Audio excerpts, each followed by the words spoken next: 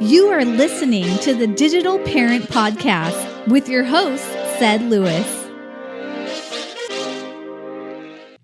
Hey guys, welcome to another episode of the Digital Parent Podcast. And on this episode, I want to quickly talk about the brand new app that just came out this past Monday, Messenger Kids. Okay, we all have Messenger on Facebook. If you're a Facebook member and you know how you use Messenger, it's basically Facebook way to allow you to basically send text messages to other Facebook friends. But this Monday, they came out with Messenger for Kids, which is a chat app for 6 to 12-year-olds. So basically, it allows those kids to video and text each other. It uses a whole bunch of masks, a whole bunch of different filters, kind of like Snapchat. You can send GIFs, those little animated characters, stickers, a whole bunch of other shiny objects to get kids hooked on Facebook. And that's what we want to talk about today. I really wanted to give you my top 3 reasons why you should hate Messenger for Kids and my top 3 reasons why you should love Messenger for Kids. So let's jump right into it. Okay, guys, reason number 1 why you should really hate Facebook Messenger for Kids is that it pushes down the age of social media. With this new app, kids as young as 6 and 7 are able to use Facebook Messenger. So basically, Facebook is hooking kids to their services. Now, we all know about the COPPA law. COPPA stands for Children Online Privacy Protection Act, which was a law that was passed a couple years ago that requires parental permission to gather information on kids online. That law basically states that you have to be the age of 13 to have a social media account. Now, the slick way that companies like Facebook and YouTube for Kids are getting around this law is that they require parental permission first. So if you have an app and you require the parents to download it instead of the kids, then COPPA doesn't apply to the kids because technically it's a parent account. And the problem with that is that now these companies are circumventing that very same law in order to target kids at a younger age to hook them on their services, which is the number 1 reason why you should hate the new Facebook Messenger app for kids. Okay, the second reason why you should hate the Facebook Messenger app for kids is that Facebook is spying on your kids' daily habits. All right. So Facebook was very clear this week to state that they're not going to put ads in Messenger for Kids. So they're not going to advertise towards kids, which is smart because they don't want to get the impression that they're out trying to hook kids on different products. But they're still doing the same thing. They're just doing it with a twist. So instead of sending ads to kids, what they're doing is they're recording the habits of kids. And here are the things that we know for a fact that Facebook Messenger will be recording from your child.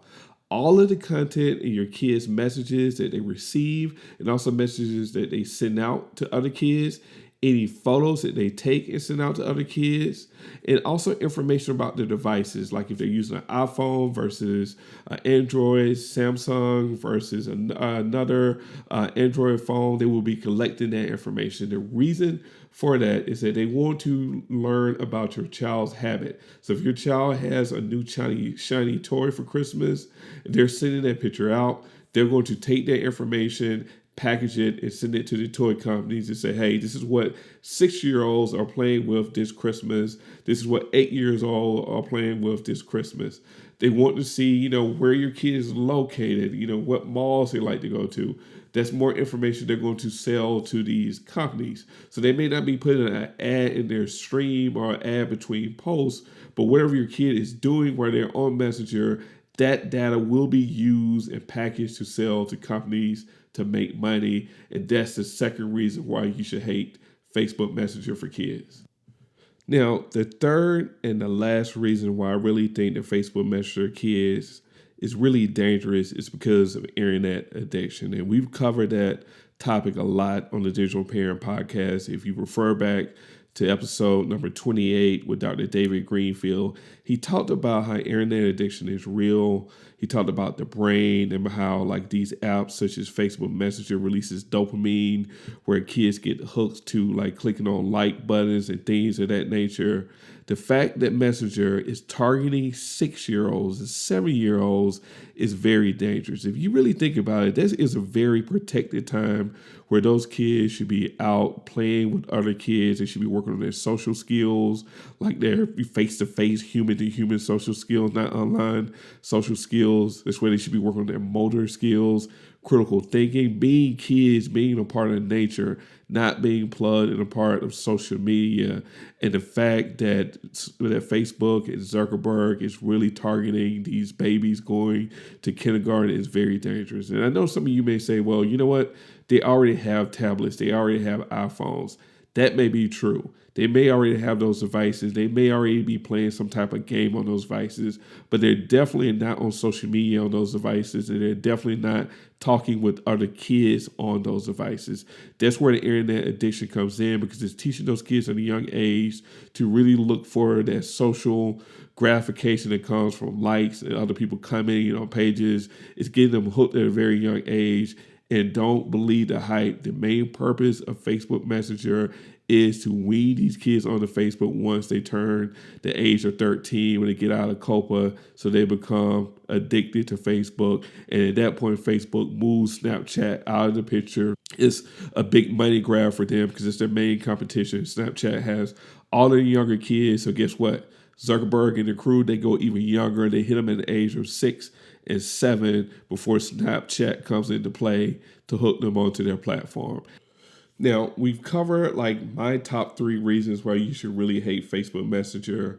But if you're one of these parents and you're already bought your child a cell phone or a tablet, and maybe you're really working on building some type of digital footprint for your child, even at the age of 6 and 7, you want to put positive things out there because you want to get them ready for college, or maybe not even college. Maybe you want to get them in some type of prestigious boarding school or some type of prestigious middle school, high school, and you want to have good digital things out there.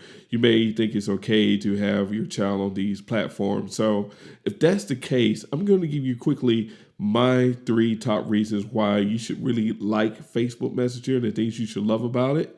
Reason number 1 is very parent-centric. What I mean by that is that in order for your child to have Facebook Messenger, the parent has to download the app, put it on the phone. The parent has to create the profile. The parent has to approve all of the friends that your child contacts. And the kicker is, as a parent, in order for your child to be friends with another child, you have to be friends with their parents. For example, if my son wants to be friends with a kid in his classroom, if he's using Facebook Messenger for kids, then I have to befriend that kid's parent first. So me and that kid parent has to have a relationship on Facebook before our kids can talk, which is a good thing because back in the old days, that's what used to happen with our parents. They would talk with each other first before we could go over to their house or go to the movies with their kids. There was a relationship. So in the digital world, Facebook is kind of bringing that back, which is a good thing, that parents have to communicate before kids communicate. So that's one of the best reasons to really enjoy this app, is because of the strong parental controls that are on Facebook Messenger for kids. The second reason, as parents, you should really love Facebook Messenger for kids is it has an outstanding filtering system. It filters out all sexual contents, any type of nude pictures, any type of inappropriate language like curse words. It has a very strong algorithm that really weeds those types of words, those types of phrases out of the app. And another thing they have is they have a dedicated team that really look for red flags. So unlike other apps, when you red flag, inappropriate comments, it may take a day, 4 or 5 days to get that content down off of the site or off of the app. But with them having dedicated humans monitoring this, you're going to get a much quicker response if it, in fact, gets circumvented. Now, the third reason I like Facebook Messenger for kids is the privacy settings. So unlike most other apps, you cannot search for a child on Facebook Messenger for kids. So in other words, if you put a kid's name in the search box and you type it, nothing is going to come up. And the reason before that is that remember that the app is really based off the parent's account, not the child's account. So kids can message each other and be friends with each other, but they cannot search for each other. You don't know how big that is when it comes to bullying. it absolutely kind of stops any type of cyberbullying, because if there is bullying, you know who it is, because as a parent, you've already given permission to your child to befriend that person. And you're already friends with that child's parent, which means you can go to the parent and have a conversation if things get out of hand. So I love that privacy component. I love the way it stops bullying.